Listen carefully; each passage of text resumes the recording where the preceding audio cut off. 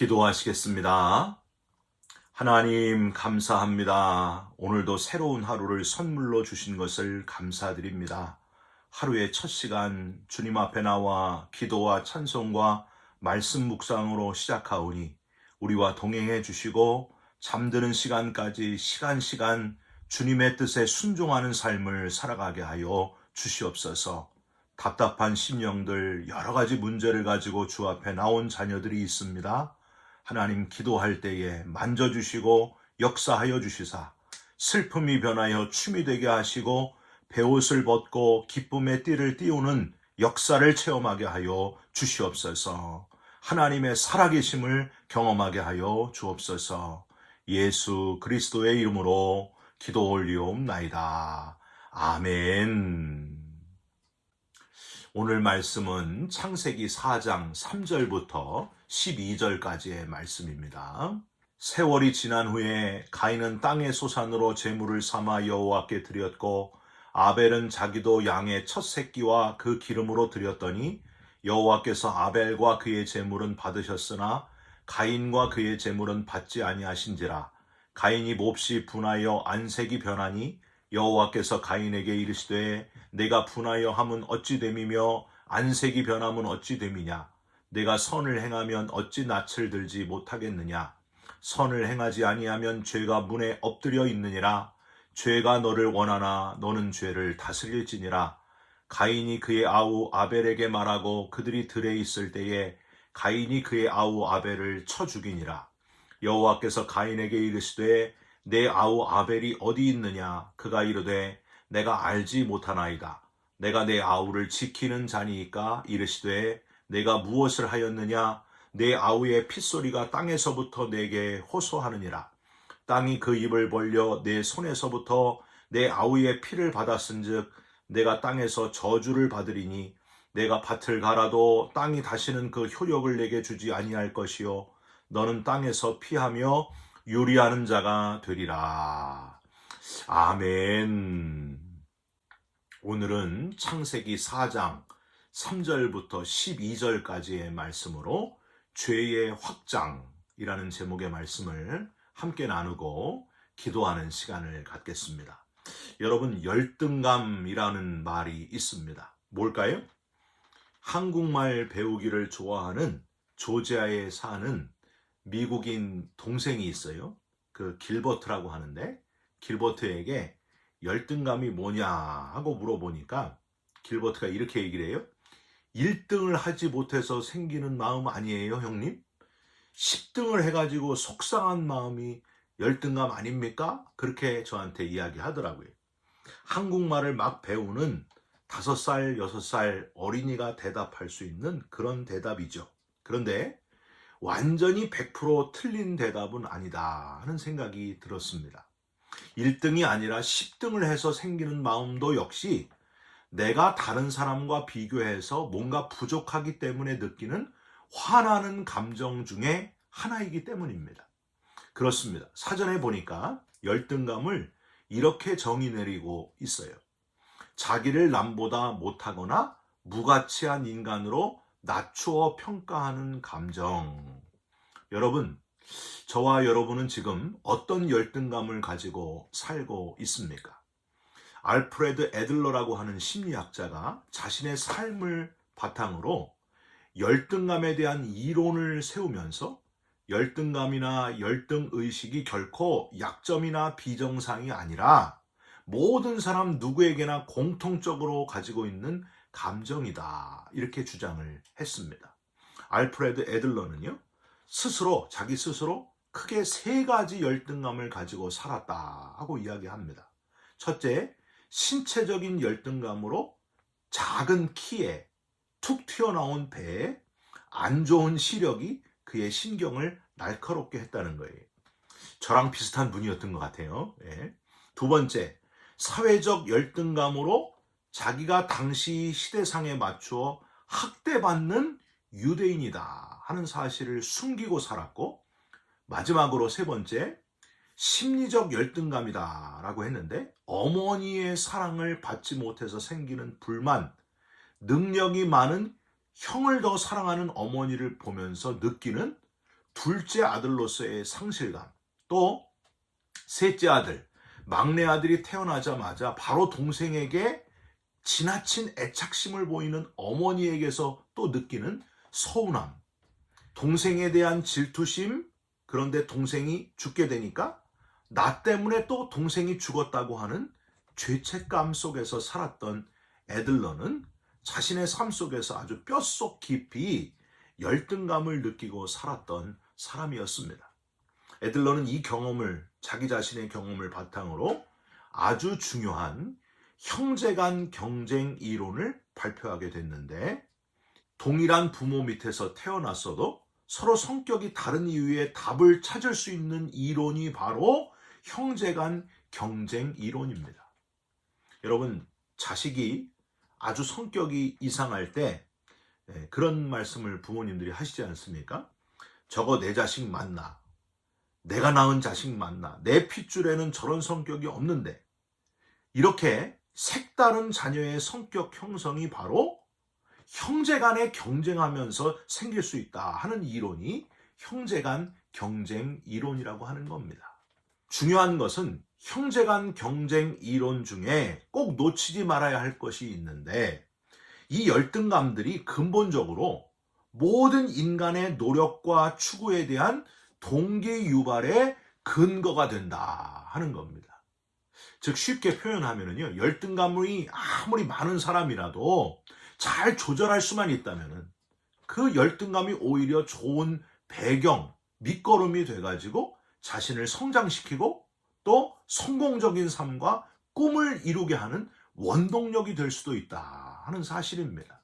알프레드 애들러는 실제로 자기 자신의 열등감이 오히려 노력의 밑거름이 돼가지고 열심히 공부해가지고 안과 의사가 되었고요, 많은 사람들에게 존경받는 심리학자가 되었다고 하는 거예요.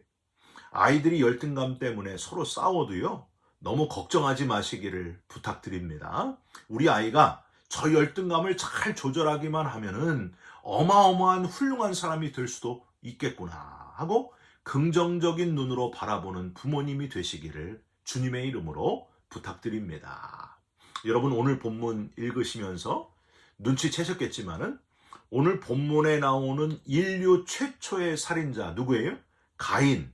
이 가인이 바로 이 열등감 때문에 가장 비극적인 사건을 저질렀던 최초의 인간이었습니다. 열등감을 알프레드 애들러처럼 좋은 밑거름으로 삼았으면 참 좋았을 텐데, 안타깝게도 혈기나는 대로 행하여 동생을 돌로 쳐 죽인 사람, 그래서 아벨이 피 흘린 그 땅으로부터 저주를 받아서 여호와 앞을 떠나서 에덴 동쪽 놋 땅에 거주하면서 힘들게 살았던 사람이 바로 가인이었습니다. 우리가 얻을 수 있는 교훈은 단순히 그냥 열등감을 극복하자 혹은 형제간 우애 있게 지내야 한다 하는 게 아니에요. 우리는 이 열등감에 굴복해버린 가인에게 하신 하나님의 말씀 속에서 열등감에 약한 우리에게 주시는 하나님의 메시지를 발견할 수 있어야 됩니다. 9절을 한번 보실까요? 여호와께서 가인에게 이르시되 내 아우 아벨이 어디 있느냐? 그가 이르되 내가 알지 못하나이다. 내가 내 아우를 지키는 자니까. 여기 나와 있어요. 내 아우 아벨이 어디 있느냐? 이게 하나님의 첫 번째 음성이에요. 여러분, 우선 내 아우 아벨이 어디 있느냐, 이거 어디서 많이 들어보지 않으셨어요? 예, 창세기 3장 9절에 보면은 선악과를 따먹은 아담, 동산 나무 사이에 숨었던 아담에게 하나님이 하신 질문하고 비슷해요. 아담에게 네가 어디 있느냐 하고 물으셨습니다. 여러분, 하나님이 어디에 숨었는지, 아담이 어디 숨었는지 몰라서 물은 걸까요? 그게 아닙니다. 지금 나와서 회개해라. 회개할 기회를 주시는 질문이 바로 아담아 네가 어디 있느냐 하는 질문이었습니다. 마찬가지로 오늘 창세기 4장 9절에 내 아우 아벨이 어디 있느냐 하고 물으신 것은 죽은 아벨이 어디 숨겨져 있는지 몰라서 그러는 게 아니에요. 이 가인에게 회개할 기회를 하나님이 주시는 질문이었습니다. 우리의 일거수일투족을 다 보시는 하나님께서 가인이 열등감 때문에 질투심 때문에 아벨을 돌로 쳐 죽이는 것을 다 보셨고 알고 계시면서 하시는 질문. 이 질문에 가인은 회개하지 않고 내가 내 아우를 지키는 자니까 하고 자기의 무책임함을 여실하게 드러내었습니다. 자신의 죄를 솔직하게 고백하지 못했다고 하는 거예요. 결국 아담과 하와는 에덴 동산에서 쫓겨나게 됐지만은 가인은 그 쫓겨난 데서 11절과 12절 땅으로부터 저주를 받아서 땅에서 피하면서 여기저기 유리하는 자, 방황하면서 사는 자가 되고 말았습니다. 우리가 발견할 것은 내 아우 아벨이 어디 있느냐에서 내 아우라는 표현을 쓰신 하나님, 가인에게 가인과 아벨의 관계를 지적하시는 하나님의 의도적인 표현입니다. 창세기 저자는 이 하나님의 의도를 알았는지 이 아우라는 표현을 아주 반복해서 표현하고 있습니다. 4장 2절에 그가 또 가인의 아우 아벨을 낳았는데 라고 했고요. 그 후에 아우라는 표현을 또 쓰지 않아도 아우인 줄 다 아는데 계속 아우라는 표현을 또 표현해요. 8절 보세요. 가인이 그의 아우 아벨에게 말하고 그들이 들에 있을 때에 가인이 그의 아우 아벨을 쳐 죽이니라. 9절에 하나님의 질문을 다시 한번 보세요. 여호와께서 가인에게 이르시되 내 아우 아벨이 어디 있느냐? 그가 이르되 내가 알지 못하나이다. 내가 내 아우를 지키는 자니까. 여러분 얼마나 아우라는 표현이 이렇게 많이 나옵니까? 10절에도 또 나와요. 이르시되 내가 무엇을 하였느냐? 내 아우의 핏소리가 땅에서부터 내게 호소하느니라. 11절도 보세요. 땅이 그 입을 벌려 내 손에서부터 내 아우의 피를 받았은즉 내가 땅에서 저주를 받으리니.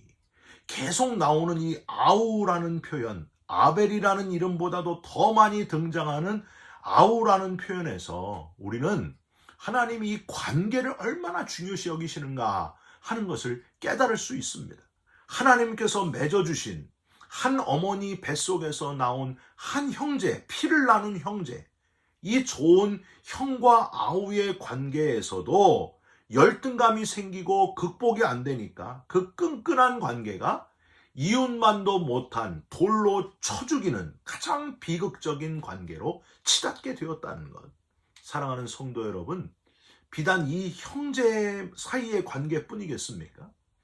사울왕은 열등감, 질투심 때문에 자기의 사위잖아요. 다윗이 자기의 사위인데도 다윗을 죽이려고 수년을 허비하고 낭비하다가 참 허망하게 인생을 마감하게 됩니다. 여러분, 소망하기는 하나님께서 중요시 여기는 이 관계를 잘 묵상하시면서 우리들 사이의 관계가 가인과 아벨의 그 비극적인 관계가 되지 않도록 하나님이 맺으신 아름다운 관계, 최고의 관계들로 잘 이루어 가시기를 주님의 이름으로 부탁드립니다. 저와 여러분이 맺는 모든 관계들이 은혜의 관계들이 되시고 섬김의 관계들이 되시고 행복한 관계들을 이루어 가시기를 간절히 부탁드립니다. 그러면 하나님께서 중요시 여기시는 이 관계를 잘 이루려고 하면 뭘 해야 되는가? 첫 번째, 선을 행하시기를 부탁드립니다.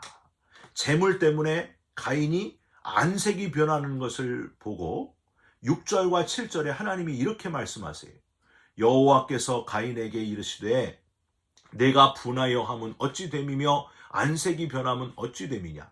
내가 선을 행하면 어찌 낯을 들지 못하겠느냐? 선을 행하지 아니하면 죄가 문에 엎드려 있느니라. 죄가 너를 원하나 너는 죄를 다스릴지니라. 선을 행한다 하는 거는요, 그냥 착한 일을 하는 게 아니에요. 하나님이 원하시는 대로 하나님께 방향을 맞추고 사는 것이 곧 선이라고 하는 겁니다. 그래서 하나님께 방향을 맞추니 하나님이 선하시니 나도 다른 이웃에게 선을 행하는 거예요. 첫 번째가 하나님께로 향하는 거예요. 방향을 맞추는 거예요. 그게 첫 번째 본질입니다. 부부가 마음을 맞추는 것도 하나님을 향할 때 부부가 마음이 맞을 수 있는 거예요. 부모와 자식도 하나님을 향하여 있을 때 마음이 맞는 겁니다. 형제도 그렇고요, 자매도 그렇고요. 세상의 모든 관계가 다 하나님을 향하여 있을 때 그게 바로 선을 행하는 좋은 관계를 이룰 수 있다고 하는 겁니다. 먹든지 마시든지 무엇을 하든지 하나님의 영광을 위하여 하라 하신 고린도전서의 바울의 메시지에 여러분 귀를 기울이시면서 선을 행하는 자, 첫 번째가 뭐라고요? 하나님을 향하여 있어가지고 선을 당연히 행하는 그런 선한 그리스도인으로 살아가시기를 주님의 이름으로 부탁드립니다. 두 번째로, 가인에게 죽음을 면케하시는 하나님, 생명을 구원하시는 것이 바로 하나님이 가장 원하시는 관계다 하는 것을 기억하시기를 부탁드립니다. 동생을 죽여 쫓겨나고 사람들의 손에 의해 죽어도 싼, 죽어 마땅한 인류 최초의 살인자였던 가인, 오늘 11절과 12절 본문에 보면은요, 가인은 이제는 도저히 살 가망이 없겠구나 느낄 정도로 하나님이 큰 벌을 주십니다. 11절 한번 보세요. 땅이 그 입을 벌려 내 손에서부터 내 아우의 피를 받았은즉 내가 땅에서 저주를 받으리니. 12절도 보세요.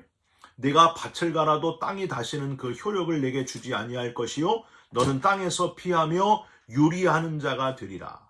땅에서 저주를 받고 피하는 자가 되고 유리하는 자, 방황하는 자가 되리라. 그런데 여러분, 이런 저주를 받았는데 오늘 읽지는 않았지만은 뒤에 이제 14절, 15절에 보시면요. 14절에 보면 가인이 살려달라고 하나님께 애원을 하니까 15절 이렇게 돼 있어요.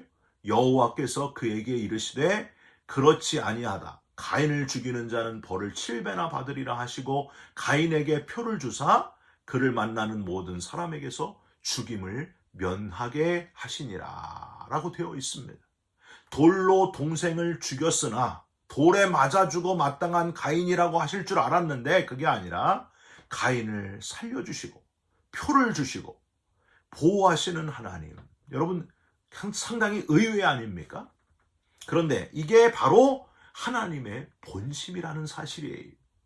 비록 동생을 죽인 살인자라 할지라도 예외 없이 누구나 다, 모든 사람이 다 구원받고 하나님께로 돌아오기를 원하시는 하나님의 마음. 그래서 저와 여러분을 위해서 하나밖에 없는 독생자를 보내주시고 십자가에 달려 죽게 하심으로 저와 여러분 한 사람도 놓치지 않고 누구든지 믿기만 하면 구원받게 하시는 하나님의 놀라운 사랑의 계획. 여러분, 하나님께서 이 세상을 사랑하사 이처럼 사랑하사 독생자를 주셨으니 이는 그를 믿는 자마다 멸망하지 않고 영생을 얻게 하려 하심이라. 사랑하는 성도 여러분, 하나님의 본심을 깨달으시고 한 영혼이라도 더 구원받기를 원하시는 하나님.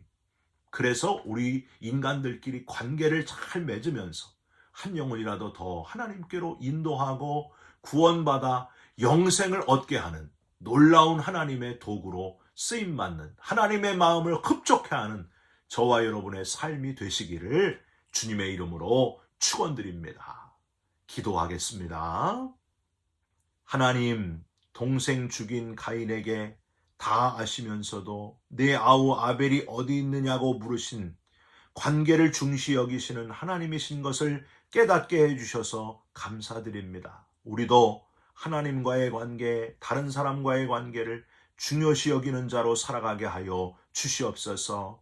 하나님을 향하여 선을 행하는 자로 살게 하시고 구원의 도구로 우리를 사용하여 주시옵소서. 예수 그리스도의 이름으로 기도 올리옵나이다. 아멘. 하늘에 계신 우리 아버지여, 이름이 거룩히 여김을 받으시오며 나라가 임하옵시며 뜻이 하늘에서 이룬 것 같이 땅에서도 이루어지이다. 오늘날 우리에게 일용할 양식을 주옵시고 우리가 우리에게 죄진 자를 사하여 준 것 같이 우리 죄를 사하여 주옵시고 우리를 시험에 들게 하지 마옵시고 다만 악에서 구하옵소서.